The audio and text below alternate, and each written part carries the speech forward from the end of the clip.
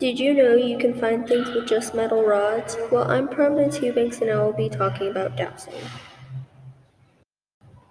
Dowsing is the ancient practice of holding twigs or metal rods that move in response to hidden objects. It's often used to find water. Farmers in California have been known to ask dowsers to use dowsing to irrigate their land. One rod is held in each hand with the short arm of the L held upright and the longer piece of the L held forward. If something is found, the rods cross over each other, and if the object is long and straight, such as a water pipe, it will point in the opposite direction, showing its orientation. Another way of dowsing is pendulum dowsing. Pendulum dowsing is searching for water, minerals, and ores is as practiced as a skill handed down over generations in some parts of the rural area. The method requires you to swing the pendant on the chain over your palm, and its movement in a specific way is said to predict certain answers. You can douse with multiple other things like keys, wire coat hangers, pliers, wire rods, pendulums, or various kinds of elaborate boxes and electrical instruments, but most recommended is copper rods. Dowsing originated from Germany in the 16th century. Dowsing remains alive and popular today in Virginia, Radiestadt, and mostly in New Hampshire.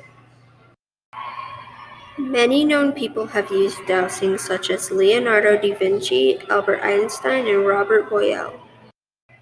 You can find multiple things with dowsing, such as water, water pipes, gold, coins, jewelry, bodies, ghosts, and etc. You might be wondering, ghost? I mean, you're probably not, but anyways, yes. Ghost hunters use dowsing as a low-tech ghost hunting tool. Scientific views on dowsing. The scientific explanation for what happens when people douse is that it's ideomotor movements, muscle movements caused by subconscious mental activity, makes anything held in the hands move. It looks and feels as if the movements are involuntary, in the sense that it finds underground water. Water dowsing does not work. The dowsing rods do indeed move, but not in response to anything underground. They are simply responding to random movements of the person holding the rods. And that enters my opinion on dowsing. For my opinion on dowsing, I will be telling a short story. Wedding Ring's short story. Dowsing has found many amazing things, but I don't think they can compare to this one.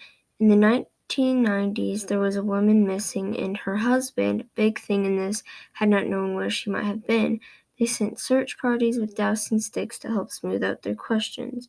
An alarmed person comes shouting to the manager of the search party. The man has asked the dowsing sticks if she had been in the region of where the search party was. The sticks crossed, and as the man walked, they crossed again. They always said X marked the spot. He got on the ground and made an unbelievable discovery. He had found her wedding ring.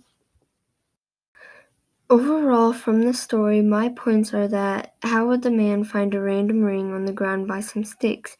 You can have theoretical thoughts like maybe, Mother! Okay. Overall, from the story, my points are that how would a man find a random ring on the ground by some sticks? You can have theoretical thoughts like maybe he murdered her and placed the ring there. Maybe, just maybe. But really, it might have just been a mystery that will forever be hard to solve and is impossible. I personally think it's the scientific use of the instruments.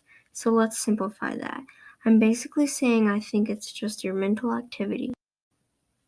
And that concludes my presentation featuring my mother, and I hope you all experience dowsing sometime.